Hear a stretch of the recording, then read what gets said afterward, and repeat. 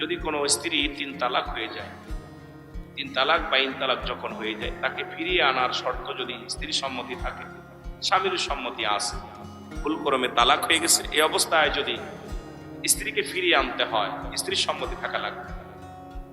এখন আনতে হলে এলা বিয়ের নিয়ম হলো অন্য একজনের সঙ্গে বিবাহ দিতে হবে। বিবাহ দেওয়ার পর ওই ব্যক্তির সঙ্গে বাসর করা লাগবে। আপনি অনেক আছে খালি বিয়ে দিয়ে দাদা মুরব্বীর লগে বিয়ে দিয়ে ছেড়ে দেয়, হবে না। বিয়ে হলো আরেকজনের, মানে ঘৃণিত পৃথিবীর সবচেয়ে নিকৃষ্ট হলো কাজ হলো স্ত্রী তালাক দেওয়া। যাতে স্ত্রী কেউ তালাক না দেয়, এর জন্য এটা কড়াকড়ি আইন। কথা বুঝে নিয়েন, এটা এত সহজ না যে মন চাইলো বাদ দিলাম আর মন চাইলো আনলাম। এটা কি করবে? স্ত্রী কন্যার পুরুষের সঙ্গে বিবাহ দিবে, সে যদি স্বেচ্ছায় তালাক দেয় তাহলে আপনার বিবি তালাক নিতে পারে।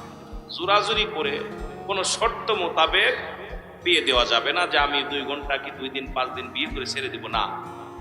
কথা বুঝেননি? উনি যখন ছেড়ে দিবে, উনি যখন আপনার লগে বাসর করবে, বাসর করার পর আপনাকে স্বেচ্ছায় ছেড়ে দেবে। স্বেচ্ছায় কোনো চাপ নয়, কোনো চুক্তির মধ্যে নয়। চুক্তি হলে বিয়ে বাতিল হয়ে যাবে। ফতুয়া ভালো করে শুনবেন। এই জন্যে ফকি ছাড়া ফতুয়া দেওয়ার একটার কারণ নেই। আমাদের দেশে সবাই মুক্তি, সবাই মুক্তি। একজন লেখাপড়া করে মুক্তি হয়েছে, আর এখন মুক্তি সার্টিফিকেট কোনো ব্যাপারই না। এখন ঘরে ঘরে ফতুয়া দিতেছে।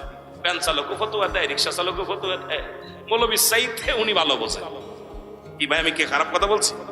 ফতুয়া এখন সবাই দিতেছে। আমাদের বজলু ভাই একটা কামেল পাস বক্তা, একজন শিক্ষক, ওনার কাছে আসতেছে, উনারে আর একজন ফতুয়া দিচ্ছে, হুজুর এটা করতে হবে। কি বিপদের মধ্যে আছে। মূর্খরা চালাইবে জ্ঞানীদের সেই যুগে এসে গেছে। বলেন ঠিক কিনা? এবার উনি স্বেচ্ছায় যদি ছেড়ে দেয়, সর্বনিম্ন 3 মাস 10 দিন অপেক্ষা করতে হবে। একদিন আগেও বিয়ে করা যায় না। 3 মাস 10 দিন অপেক্ষা করতে হবে মদিনা। আরে মিয়া শোনেন, কয়দিন? 3 মাস 10 দিন অপেক্ষা করতে হবে।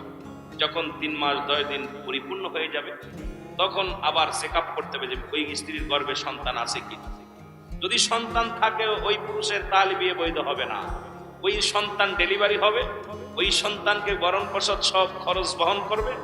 এরপরে স্ত্রী যখন খোলা হয়ে যাবে, এক কথায় সন্তান যখন বড় হবে, তখন যদি স্ত্রী আসতে চায়, ওই সন্তান ওনাকে বুঝে দিয়ে তারপর আসতে পারবে। কথা বুঝেননি? আবার ওই স্ত্রী যদি মানুষ না করে গুনাহ হবে না। যদি স্ত্রী খাবার পড়ার যদি উনি না দেন, মাসলা কিন্তু কঠিন মাসলা। আমার ভাইয়েরা কি খেয়ে লেখাপড়া করছে আমার বুঝি আসে না। এরপরে বিয়ে হবে। এরপরে 3 মাস 10 দিনের একদিন আগেও অন্য পুরুষের কাছে শুইতে পারবে না। আর উনি বিয়ে করলো, বিয়ে করে মসজিদে যে আকামটা করবে। কথা কন না, কেন? কোথায় যে আমি যেহেতু এগুলো নিয়ে সমালোচনা করি না, আমার যত ওয়াজ দেখবেন আমি এগুলো নিয়ে, আমার এটা ভাল লাগে না। অনেক বক্তা এগুলো নিয়ে পারাপারি করে, আমি এটা পছন্দ করি না। তবে আমার এই মাসলা আকীদাগত দিক দিয়া ত্রুটি পেয়েছে, এই জন্য কথা বলতে চাই বেশি। যেহেতু এটা আমার দায়িত্ব, আল্লাহর কাছে জবাব দিতে হবে।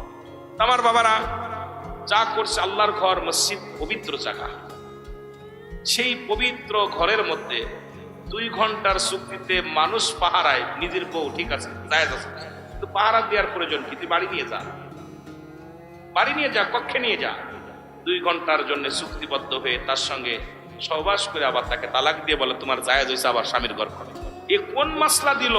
সম্পূর্ণ তাকে হত্যা করা জায়েজ। কারণ শরীয়তের বিধান অনুযায়ী যে ব্যক্তি এই কাম করেছে, বিবাহিত যেহেতু, তাকে পৃথিবীর বুকে সর্বপ্রথম তার নাভিপন্ত মাটির নিচে পুঁততে হবে।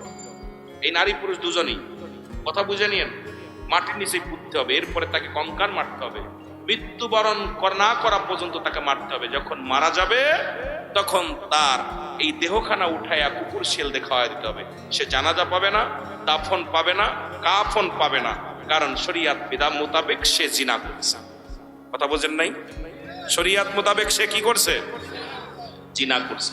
আর জিনাকারী নারী, জিনাকারী পুরুষ, বিবাহিত নারী, বিবাহিত পুরুষ কাফনও পাবে না, দাফনও পাবে না। মাসালা শোনো, জিনাকারী কোন পুরুষ, জিনাকারী নারী বিবাহিত হলে সে জানাজা পাবে না, কাফন পাবে না, দাফন পাবে না। ভালো করে ফতোয়া শুনবেন। যদি কোনো মুক্তি খণ্ডন করতে পারে আমার সঙ্গে চ্যালেঞ্জ, আমি বসবো তার সঙ্গে চেয়ারে। কারণ কোন জিনাকারী নারী, জিনাকারী পুরুষ বিবাহিত হলে সে জানাজা, নামাজ, এরপরে গোরস, দাফন, কাফনের একটাও পাবে না। তাকে দিবালয়ে কুকুর শিল দিয়ে খাওয়াই দিতে হবে। আর যদি অবিবাহিত হয় তাহলে সে মৃত্যুর পরে তাকে 100 ডোরা মারতে হবে। যদি মারা যায়, মারা গেলে তাকে কি করতে হবে? আপনার কাফনও পাবে, দাফনও পাবে, জানাজাও পাবে। যদি 2-4 বেদ বেশ বাকি থাকে এগুলো কবর উপরে মারতে হবে, যদি না থাকে আলহামদুলিল্লাহ। এই হলো মাসালা। কিন্তু আমার দেশের ভাইরা নিজের স্বার্থ হাসিলের জন্য যে সমস্ত ফতোয়া দিয়ে সমাজ জাতিকে নষ্ট করতেছে, আল্লাহের কসম আল্লাহর গজবের মধ্যে আমরা পড়ে যাব। জোরে বলেন ঠিক কিনা? আরো জোরে বলেন ঠিক কিনা?